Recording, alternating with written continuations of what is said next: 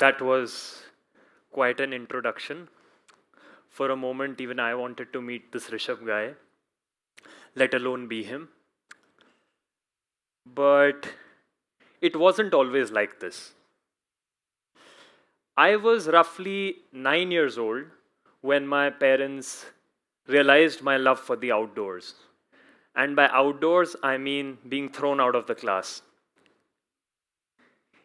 In the words of my class teacher at the parent teacher meeting, their son Rishabh put the pro in problems. And then again, my parents' solution to this problem was even bigger than the problem. They pack me off and send me to boarding school. So, with my bag and baggage, the year is 2005, I go to Sherwood College, Nainital. They said it was for discipline and education, but I purely realized that it was for peace and quiet at home. Now, I'm just going to fast forward a few years here, and the year now is 2011. I am in class 9, and it is my first English class of the year. My English teacher at that time, Mrs. Prayas, introduces us to a poem by Robert Frost called The Road Not Taken. I was so sleepy at that time, I almost dreamt of the road not taken as the nap not taken. And but jokes apart, I looked at it purely from an examination point of view. But little did I realize that the lines, two roads diverged in a yellow wood, would be less about poetry and more about life itself. Since we've skipped a few years, I'm going to skip another 4. The year is 2015, and I have just completed my board exams. Now, like any other person who's just completed their board exams, their career choices are dynamic.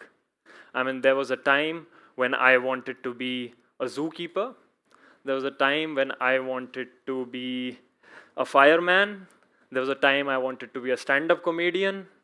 There was also a time I wanted to be Spider-Man. And of course, then I settled on something more realistic, being an entrepreneur. But between all of us here, being Spider-Man would have been probably easier amongst all of them. And his scope was only his city, and that came with a bonus of Mary Jane. But with that being said, I knew I needed to get some form of formal education before I became an entrepreneur.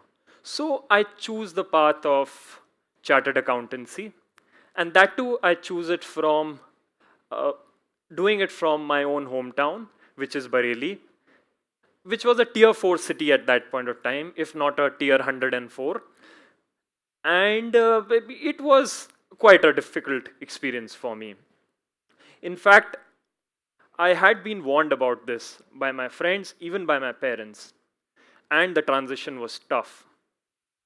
Moving to Bareilly was like transitioning from peri peri pizza to moong dal overnight. But I was 19, I was stubborn, and I was determined to prove myself. So then start my exams, and my life has restarted. I start giving my first few chartered accountancy exams, I pass, and then for the first time in my life, I failed an exam. I was quite shattered. And to add insult to injury, one of our family business units, the managers there, had been caught of embezzling a lot of money from the units. For the family, it was a crisis. For me, it was a crisis followed by a career advancement opportunity. So I go up to my parents and I have just failed my exam, and I tell them that, is it okay if I run this unit? And I was shocked when they said yes.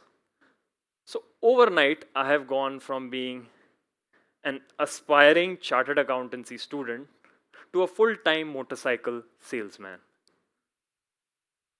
It was around this period that I really got engraved and learned the concepts of selling value over cost, understanding customer behavior, understanding customer retention. And believe me, motorcycle customers don't hold back. There were so many times I was told, have you sold me a motorcycle or a cycle?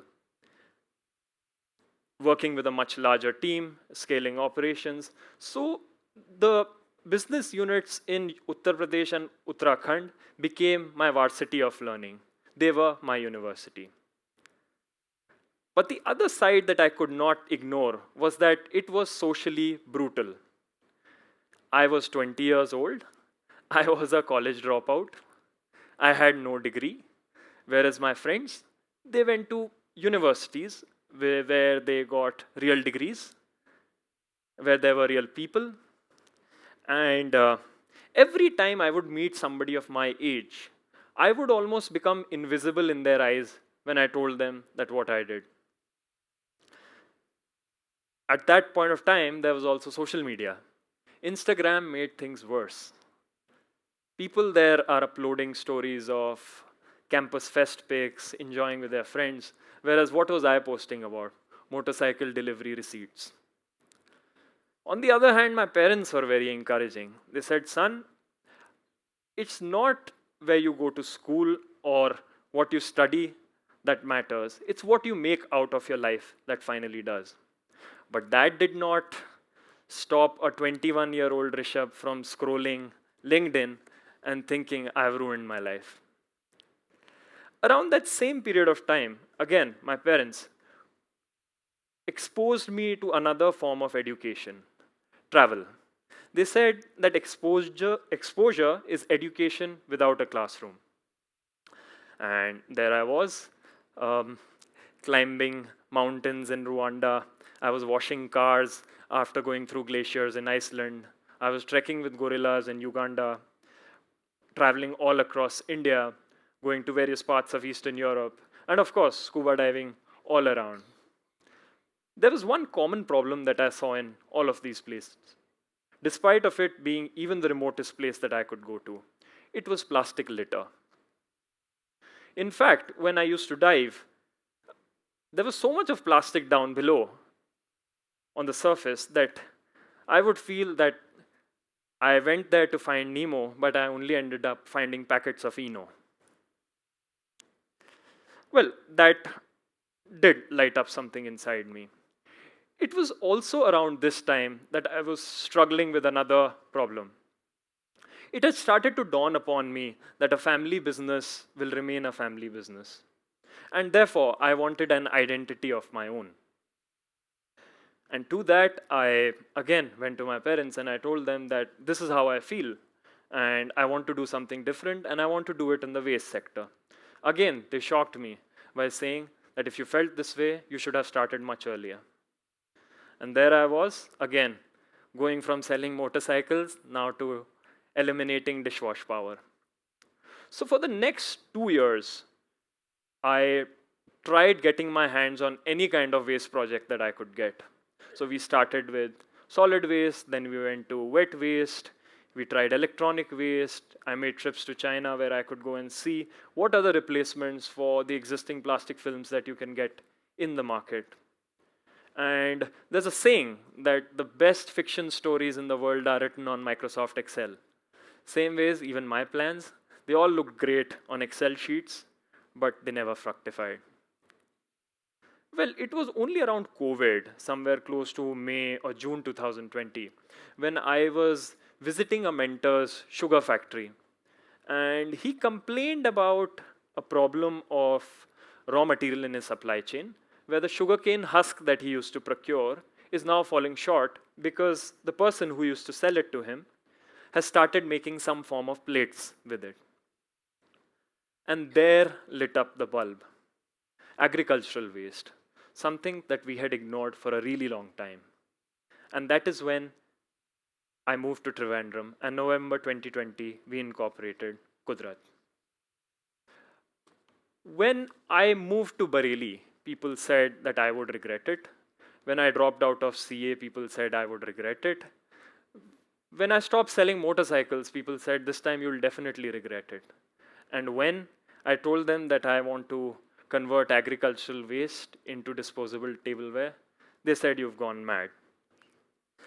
But looking in the rearview mirror today, I see all those choices very differently. Each of those choices was simply a road not taken. And those very roads, hard, lonely, uncertain, mostly make all the difference. Well, I've spoken enough about roads and choices. Now let me take you to the ocean. When I had just moved to Trivandrum to incorporate Qudrat, I bumped into a bunch of rocket scientists at a barber shop. They were working at ISRO there. And they didn't give me any lessons in rocket science. They introduced me to surfing. And just to be clear, I'm not talking about the internet here. And the very first wave that I caught, I was hooked to it. Every Sunday, every weekend, or any holiday I could get my hands on, I was out there surfing. So when you surf, there's also the part that there are days with good waves, there are days with bad waves, and then there are days with no waves at all. On one of those days when there were no waves at all, my instructor told me at that time, Mani was my instructor, he tells me that Rishabh, today you're just going to have to paddle to the rocks and come back. It will help build arm strength. And then I go surfing, I start paddling around 100 meters from the shore. You start paddling in, and yeah, I reach the rocks. I sat there for some time on my board, I just looked around, and then I realized it's time to go back. But when I tried going back, my board did not move. I tried again, I tried harder, still did not move. I cried for help, I shouted as far as I could, but no one would hear me. Everybody was too far away. In those moments, when I think about it, what were the real things that I thought about? Of course, it gave me a feeling that this was it, I'm not going to make it back. But what was it that really came to my mind? First things, of course, my family, my loved ones. But the other things that really came to my mind in that moment were the things that I had not done, the roads that I had not taken, the risky business decisions that I had been procrastinating on, the trips with my friends that I could never take, the time out for my grandparents that I could never make, the stand-up cameo that I've always wanted to do, but I kept procrastinating on that also, the apologies to my friends that I had never made. And lastly, the game of football with the kids on the beach that I had always wanted to play, but could never find the time for. Luckily, I realized that my board wasn't straight, and that was the reason I was stuck there. So I straightened my board, and then I reached the shore. But that event had a very significant impact on my life. It made me realize that it's not the roads that you take that you regret. It's the roads that you did not. And life is simply too short not to try. So, my message here to you would be this. Don't aim low. Don't hesitate. Don't wait for the perfect wave. Take the leap. Start the thing. Take the chance. Whatever your version of Qudrat looks like. Because tomorrow's regrets are only written by today's hesitations. And always remember, the easy road will always be crowded. But the road not taken, that's the one worth traveling on. To end this, I would like to complete the very sentence that I read for the first time in class 9. It went something like, 2 roads diverged in a yellow wood, and I took the one less traveled by. And that has made all the difference. Thank you.